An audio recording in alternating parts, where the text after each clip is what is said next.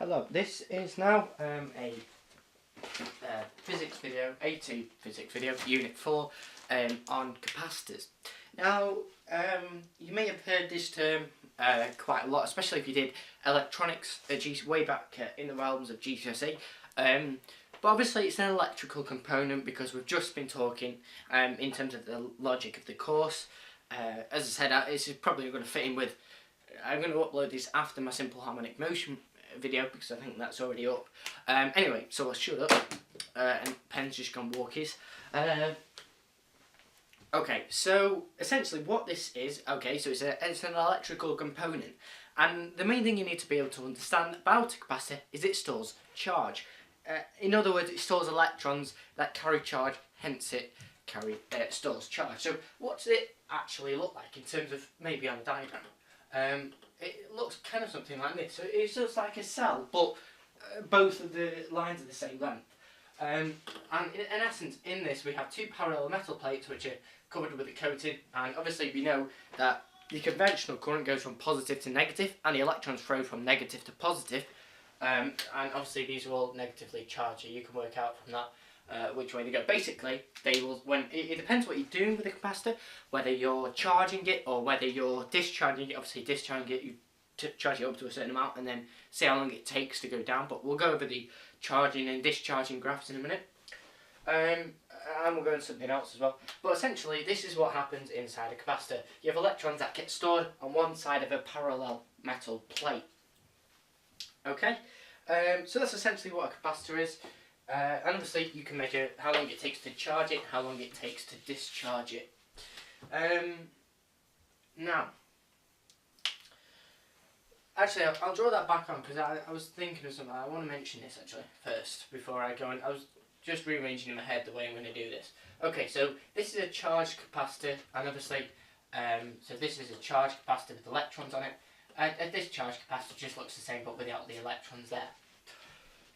Okay, so when we're discharging and charging, obviously we get a graph. So the three graphs I'm going to draw for you are the so the first two are probably the most important, so I'll go over for this instance. So it'll be charging and discharging graphs. Okay, so they're both going to have the same axes of charge and on the y-axis. So I just put Q for charge and T for time because I'm lazy and beside the point can. So obviously if we're discharging a graph, if we're doing the discharging graph, the charge is going to be at a maximum at the start, and obviously if we're charging it, then obviously the charge is going to be a minimum at the start. Now we have to think, is it going to go something like this, or is it going to go something wavy, or what's it going to do? And obviously, well, you've never ever seen something in physics or maths that has a wavy graph, so it's not going to be a wavy graph. And many of you may think, okay, well this proportional graph makes sense because we're not changing the rate of charge, we're not changing the flow of electrons, assuming we're not changing the current, by the way, halfway through the experiment. Why wouldn't it be a straight line? And I'll explain why it wouldn't be a straight line. Now, some of you may have picked up on this straight away, some of you may not. What we've got here is electrons bundled together on one side, and now you should realise, well, they're all negative charging, surely the same charge repels. Well, yes, quite. That leads us quite nicely onto these two graphs. Obviously, I should put charging, discharging. Sorry, sec. Charging and discharging. Okay, so the best way to think about this, to try and explain this, is to talk about it in the context of a swimming pool. Okay, actually I'll just rub these capacitor little signs off. Right, so you get what a capacitor looks like. Okay, so say we've got a swimming pool here. I draw two scenarios actually, so I'll split the top of the board in half. Okay, so on one side I'm going to draw a swimming pool. Now obviously this looks like a bath. Your swimming pool may not be a bath. You may be, whatever, posh people. And the other part is I'm going to, that one of them sieves that you have, that you always use in chemistry, and it always takes forever to get out, and you're waiting there holding it for 10 minutes, thinking, oh, for God's sake, I wish my life was ending right now. We're going to discuss that as well. Okay, so what I'm going to do is I'm going to talk about, obviously we're going to be talking about water, but the principle applies to capacitors as well.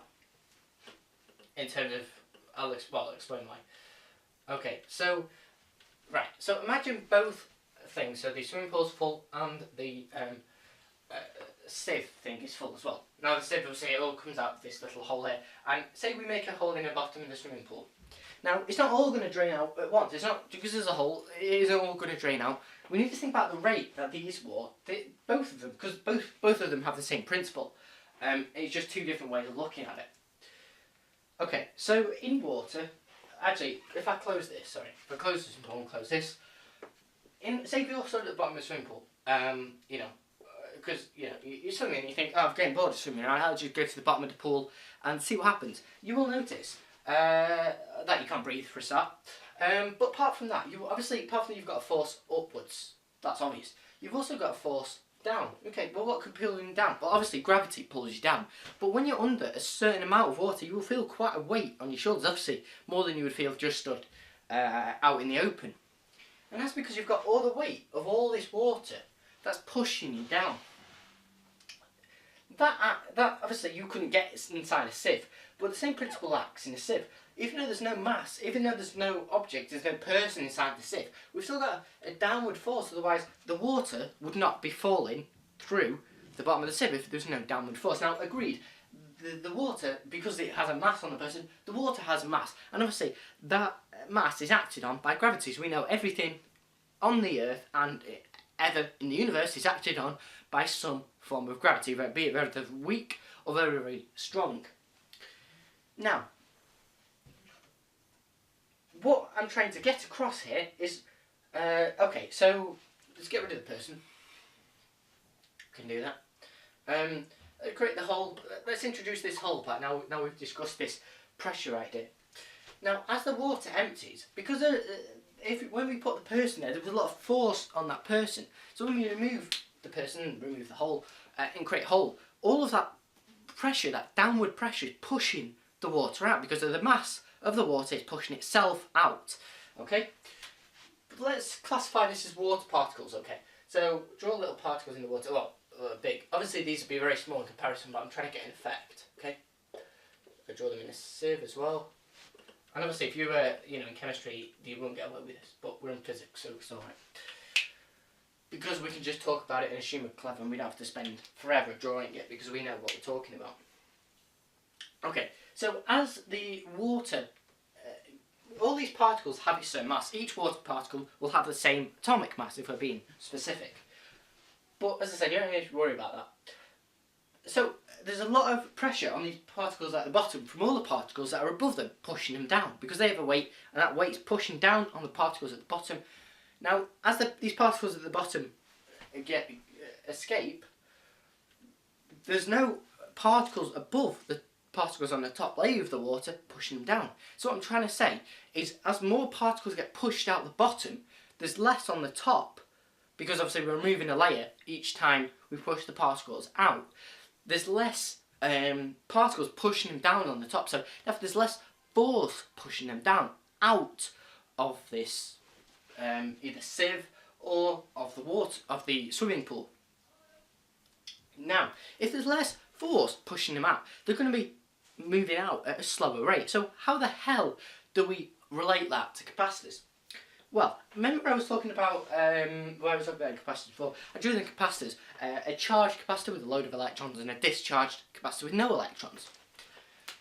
Right, so how do we relate that to discharging and charging graphs? Well, we can relate that as to, say we've got an empty swimming pool and we're filling the swimming pool up with water. It's going to be very easy to fill up this swimming pool because there's no particles in there. But the more particles we put in, the more we have to push out the way to get that particle in. And it's the opposite with discharging, obviously. So what I'm saying is, each of these particles, because they're oppositely charged, they have to overcome a force. So if they're oppositely charged, then it's easy. When you've got a full capacitor that's fully charged, when you start discharging it, it's going to start discharging very quickly because there's a lot of particles on top pushing it out. In other words, because we've got electrostatic forces, so forces of repulsion, we went into that in first year physics, there's a lot of force pushing these electrons out of the capacitor, just as there's a lot of force of these water particles pushing the other water particles out of the swimming pool or the sieve. So obviously we're going to start with the discharging one. So it's going to look something like this. Maybe it doesn't start from a given point, you know, on line. It'll do something like this. And that, if you'll note, is an exponential graph. Okay? Because we've got very high charge, and then as we start to run out of electrons pushing the other electrons out, and there's a smaller force pushing them out, so they're less willing to actually move. Same sort of thing with charging, but the other way around. Now I said that there was no water particles in, so it's very easy to get them in, but the more you put in, the more you have to push out of the way to get more particles of water in. Same with sort of electrons. When you put electrons first in, there's no other electrons trying to move them about. So it's very easy to put more in, but when you start getting past a certain limit, it starts becoming harder because you've got to overcome them forces of repulsion to push the two negative charges together. So it kind of does the opposite thing. So it does something like that. Now, at this point, you would say, okay, that's very good, but how can we ever, apart from maybe actually drawing these two graphs, how can we ever actually answer some kind of question on capacitors? Okay, well that's a very good point. Actually, I probably should have introduced something else before, but anyway, I'll introduce it in a second. Doesn't matter, because I think this is. I probably should have used a proper rubric. Right. Because I should have talked about capacitance of capacitors. But I should tell you that in a minute. Okay, so how can we, apart from drawing these two graphs, how can we ever relate this to some kind of question? Well, physicists, because we're awkward, we come up with something called a time constant. And obviously, weirdly enough, that's denoted by T, and that is equal to RC. Now, this is why I said I should have understood what. Now, obviously, T is a time period. Not time period, time constant, sorry. I'll explain what that is.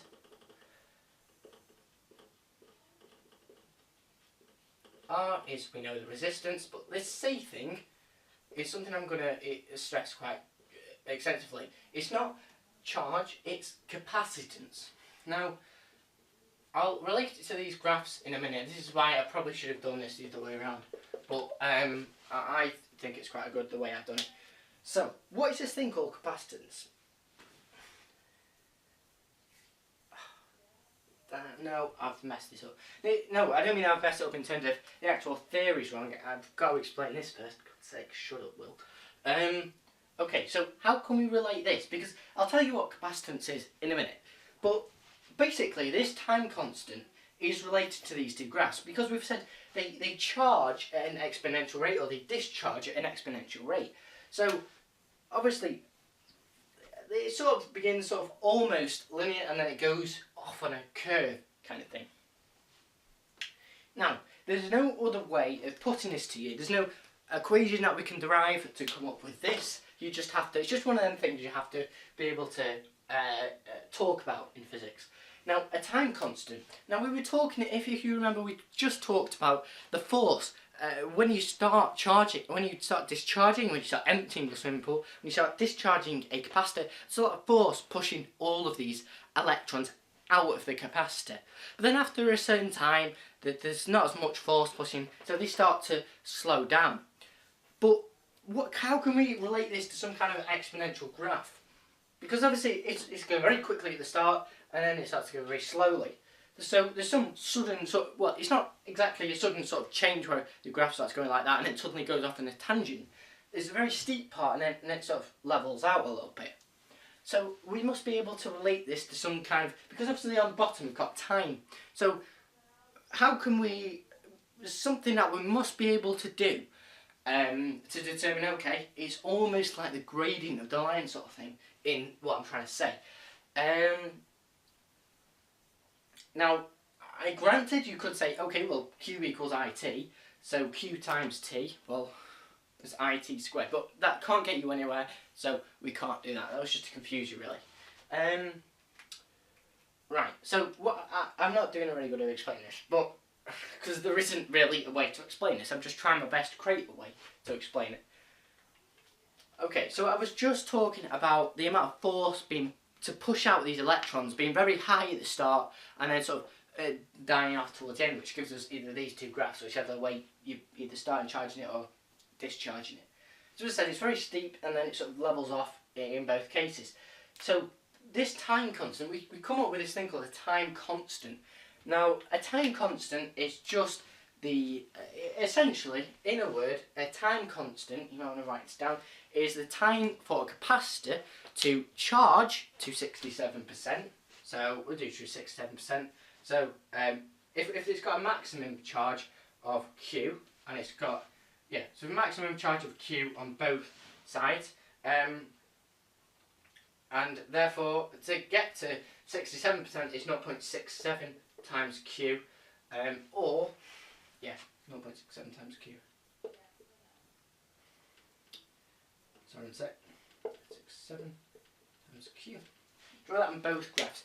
So what essentially it is it's the time. Sorry, one sec.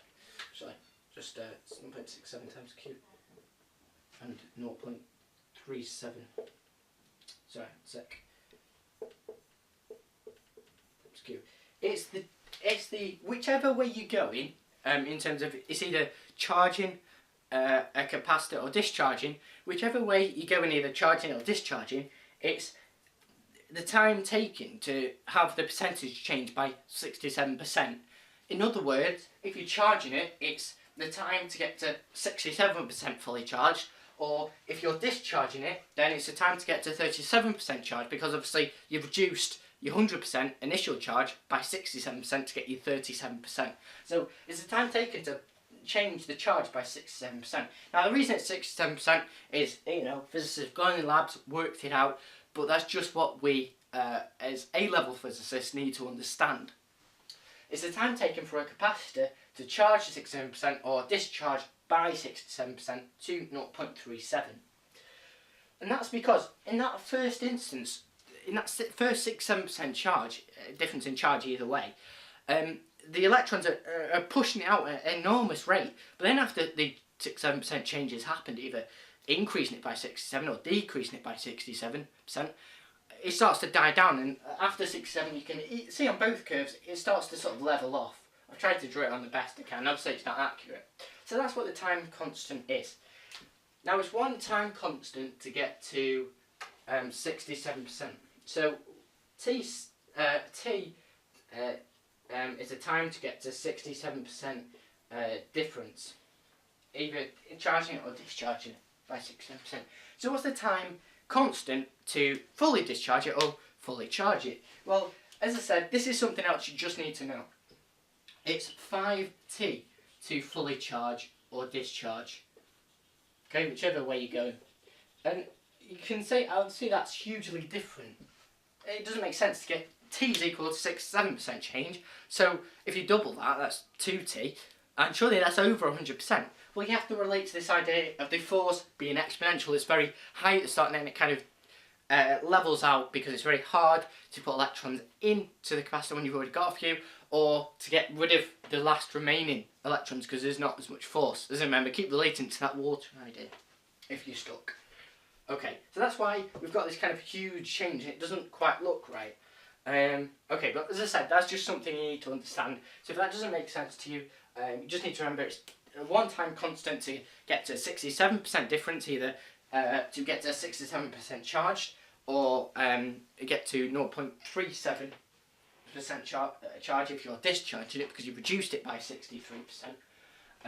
Okay. Alright, so that's the time constant. Okay. As I said, that's just something you need to see. Obviously, it's 5t, therefore, is equal to 5rc because you times both sides by 5, okay? But that's just logical. Now, you may be looking at this and thinking, I'm not going to listen to whatever he says because I don't understand what capacitance is. Well, you didn't need to for this, okay? It's quite a new thing that we need to understand. Now, the main thing that students get wrong in exams, according to my teacher and other AQA people, is that the students have because when you see C, you think charge, because that's the coulombs, that's a unit charge. Remember, this is not a unit because we would never put a unit in an equation such as this unless we're answering the equation. We're given the answer in units. We would never put units in an equation. So if you see that in your formula sheet, you know it can't mean charge, because charge in a formula is represented by Q, and you'd have to be, you know, a great visionary, in terms of having great vision, not the other tech terminology for it, to spot that that is not charge, that is capacitance. Now, what is actually capacitance? Well, it's just one of them things actually in physics where you never get a proper definition, you're never told a one-line definition. Generally, well, I'm used to economics, because I do quite a bit of economics, and generally they give a definition for everything in that, but in physics, sometimes the definition is just simply the actual equation. So whenever you have to define something, if you remember in Unit 2 Physics in AS, when we were ever asked to define something in an exam, I think I've been through a few exams, and it said it's come up with like defining resistivity, and all you had to do is state the formula and then state the items in the formula. There's the same sort of thing for capacitance. So how do we actually put it in a formula? Well, this is something you just have to know. So Q equals CV, or Q equals VC. Now you know Q is charge and V is potential difference in volts. Right, so how do we get that? So how does that equation come about? Right, so let's do a capacitance graph, except we're not going to do charge and time, we are going to do charge and potential difference. So on the y-axis I'm going to do potential difference, on the x-axis I'm going to do charge. And if you were to do this with a capacitor, so put 0 there, you would get something like this. Okay, so we'd get a linear graph. Now what that linearity says is the potential difference is proportional to the charge. So let's write this out as if we didn't know this equation. So as I said, this could be just obtained from doing an experiment. So we know that potential difference, or the voltage, is proportional, directly proportional to Q. Now if you were doing this in maths, you'd say, okay, well V equals KQ. Alright?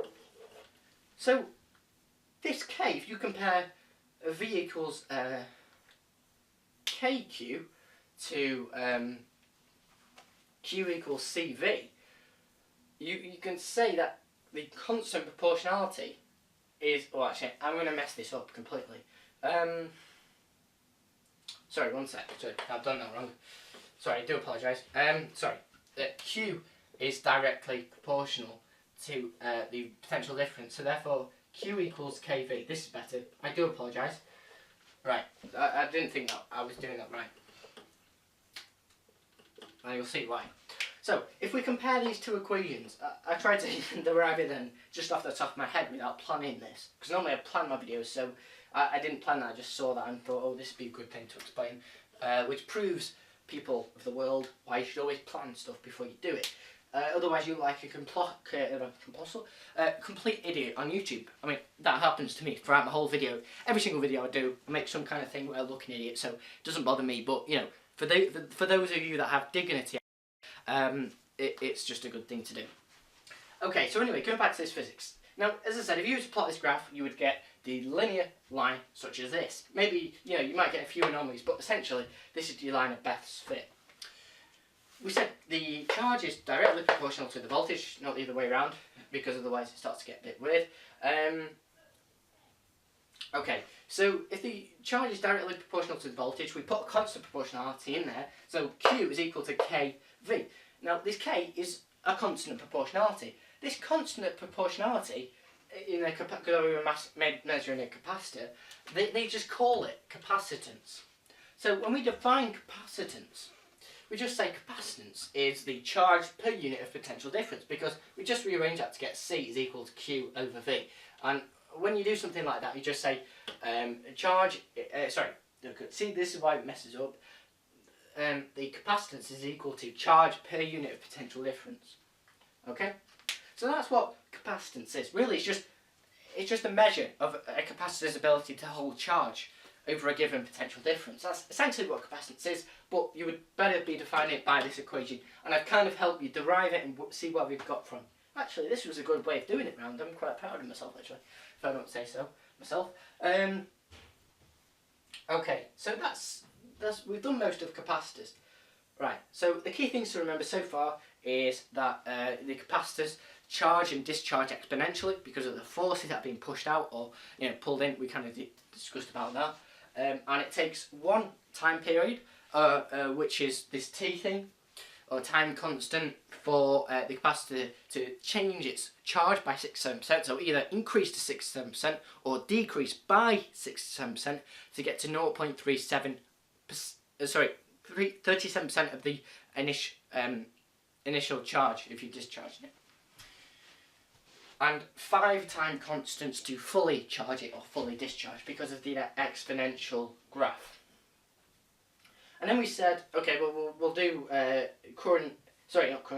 charge against potential difference, and we found out charge was directly proportional to voltage, or charge was directly proportional to the potential difference, so we said Q equals kV. And therefore we related this to our equation this is just something, as I said, you get given, Q equals CV, so obviously this K has to be something, this constant partiality, because this is only works really for capacitors, it has to be something to do with capacitors, so physicists just came up with the idea, we'll call it capacitance because it kind of sounds like the same thing. So therefore we just rearrange this equation to get what capacitance actually means in terms of words, which is it's a charge per unit of potential difference across a capacitor. And then obviously when you found T, you might want to put it into this equation. So if we just sub these two in, again, you might not have to do this. So T, when we say T is equal to RC, the resistance times capacitance. Now we know the capacitance is the charge per unit of potential difference. It's just T is equal to R times Q over V. So therefore T equals RQ over V. If you wanted to sub in the equations together. But as I said, you could just do that out of spite if you wanted to in the exam. But really, these are the main two equations that you need to be able to. It might get you to rearrange in the question, but as I said, they're the main two equations you're supposed to understand. And I think you get given them in the formulas here, but it's always nice to just be able to know them. Okay, so hopefully that's made some kind of sense to you. Right, so we need to go on to something else now. Now, there's one more thing that I want to go through with you, but there's not that much more to go through really. It's just we're given in physics, we're given another equation, and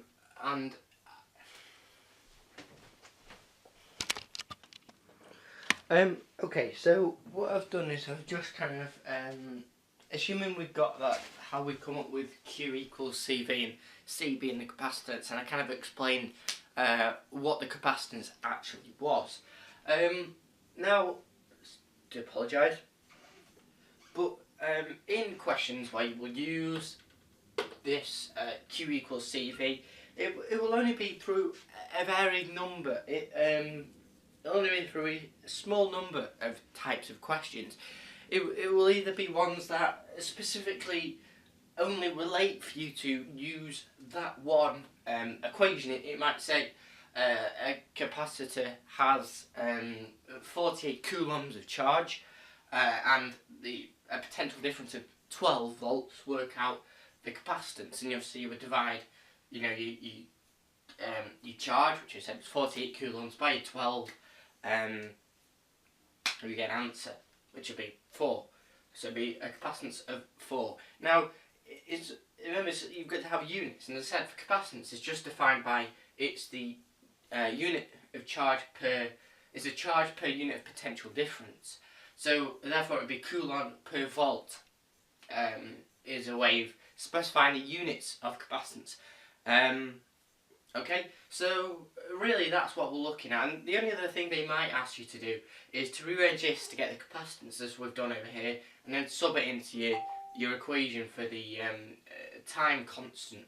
As I said, I've kind of explained that already, but there's one more thing. The reason I'm building on that is because that equation we derived from that linear graph, if I was just talking about before when I changed my shirt, obviously. I showed you these types of graphs. Now I've put the discharging graph on there for a reason, left out the charging graph because, well, it'll become obvious. Now, as I said, we didn't look at the equation of these graphs before. I just told you they were exponential. I didn't tell you, I mean, the only thing I went on that I haven't wrote on here is, the charging and discharging points. Sorry, the only thing I told you was that time constant thing, where it's one time constant to get to a 67%, 63% change. So, you know, either reduce to discharge to 37% or charge to 63%.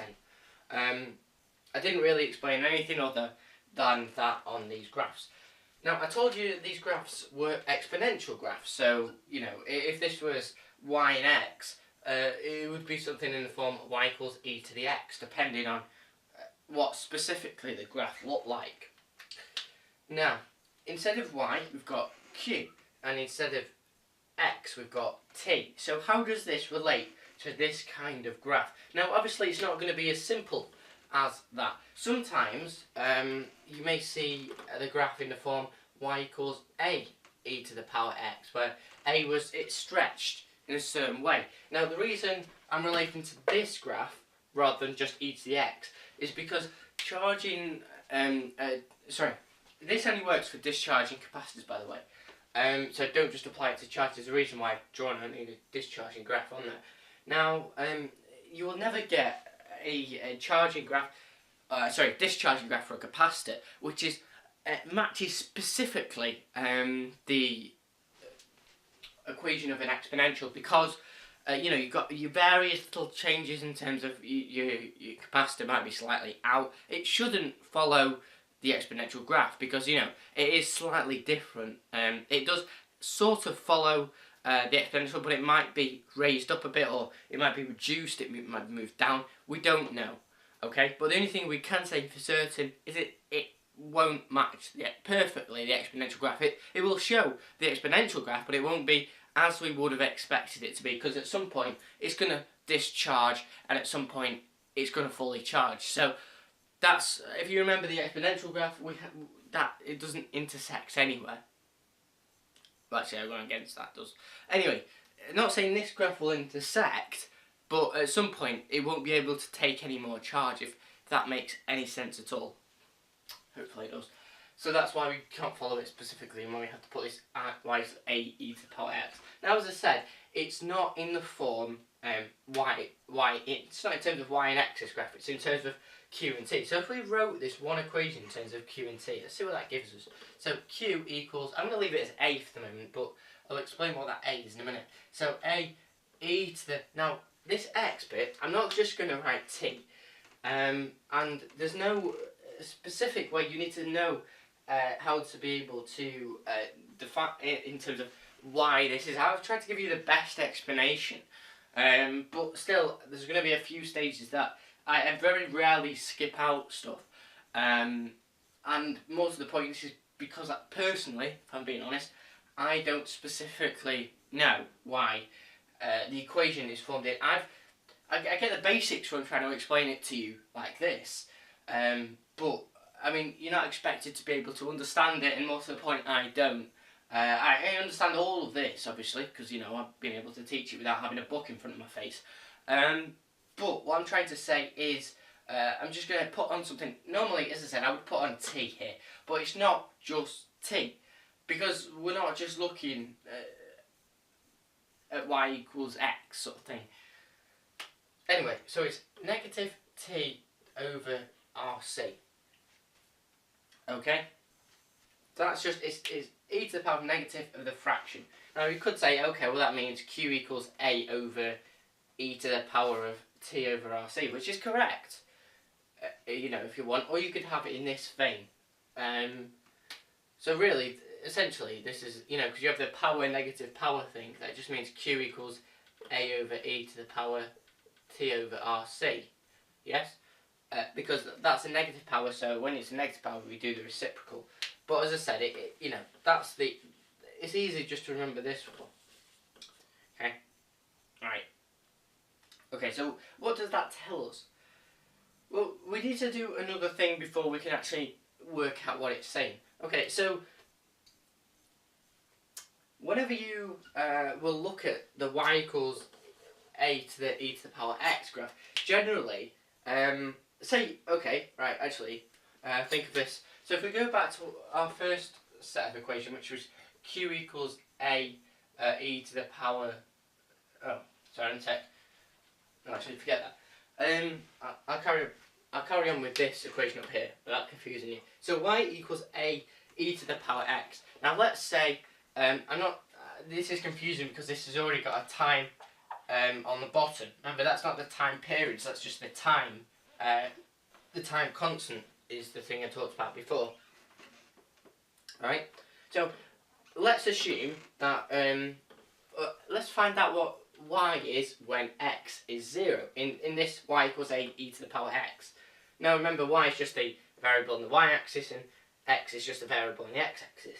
So we say, okay, well, y is equal to a, because if you put x to be 0, it'd be y equals a times e to the power 0, and anything to the power 0 is 1, and a times 1, weirdly enough, is just a. So we can use that principle to help us understand this equation, find out what a is. Now, as I said, you don't really need to understand why I've got e to the power negative t over rc. Now, you know that t, this is why it's a little bit, actually, I'll shut up. So, when x is 0, we said y equals a. Now, we've got a here, but our y is q. So, let's say this t over rc, we call that x, okay? Now, that is, right, let's assume that's 0 to the power, e to the power of 0, so therefore q equals a. Now, that's kind of contradictory to what I'm just going to say.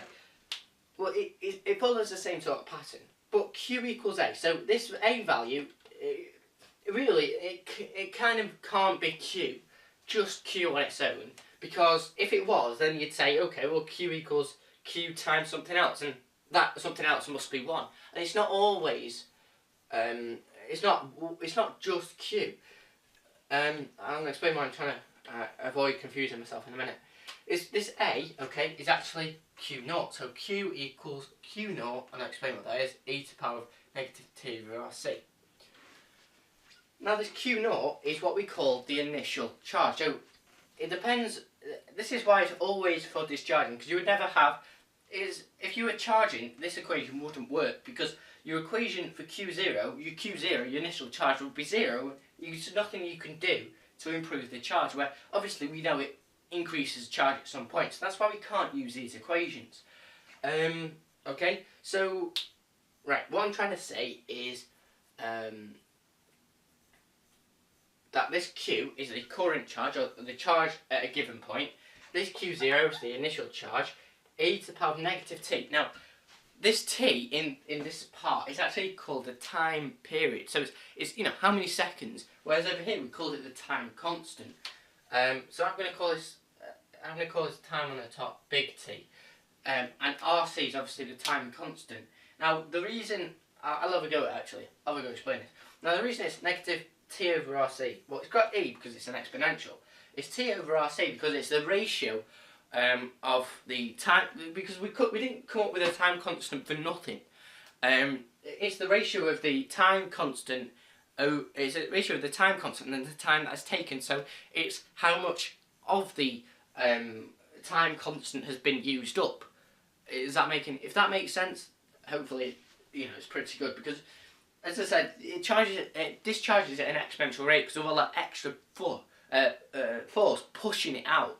So we have to work out what proportion it is at. So how far is it out at doing that? So that's, we've got T over RC. Okay, and E because it's an exponential, and Q is 0 as the initial charge, because we've got to start somewhere.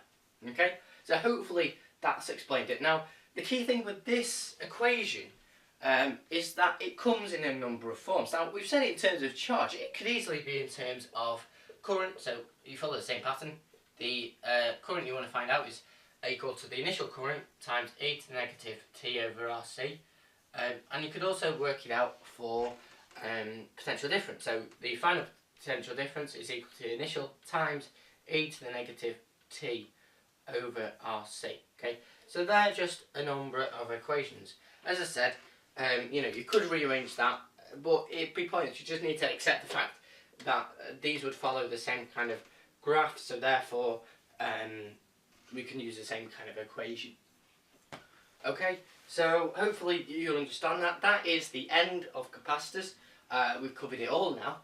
I've tried to keep it nice and simple throughout this video, because some of the parts, like the time, why we come up with something called a time constant, is kind of confusing, and what capacitance actually is, and hopefully you agree with me that I brought it in at the right stage and shouldn't have brought it in. Because I didn't really want to bring it in right at the start, because you were okay, why the hell have we come up with this capacitance idea? And then try to show you the direct proportional relationship between charge and potential difference, and why we come up with this constant. And because that graph only applies to capacitors, the physicists just came up with the idea, we'll call it capacitance, as, you know, a constant of proportionality, which is essentially what it is. No, essentially what it is. It is what it is. You know, you are what you eat, it is always. So anyway, that's pretty much covers all of it. Thanks for watching. What I'm going to do in the future, probably at some stage, depending on, you know, if you want me to put it up. I mean, I'm more than going to do it at some stage, but it's just, you know, if you want it up, please do let me know, and I'll just tell you what it is now. I was going to do some, basically, you know, the official AQA book that you get given. I was going to do the exercises, the summary questions, I do apologise, out of that from, I think it's, if you do have the book, I think it's like 6.1 to 6.3, I think. So 6.1, 6.2, 6.3. Summary questions for capacitors. Obviously, they all cover what I've just done behind me, or I might even create my own questions and upload them as a PDF to my revision page on Facebook. So, you know, it's totally up to you what you want me to do. I'm going to go ahead and create the, you know, the revision packs. Some extra summary questions, and do a video on these, but it's just, you know, if you need me to upload it now, or I probably, if you're not that bothered, I can upload it for over the summer for people next year. So please do get in contact and let me know, just through the comment section, if you want me to put emphasis on uploading that first, because obviously I can't upload everything at once. So anyway, thanks for watching, and we'll see you in the next video.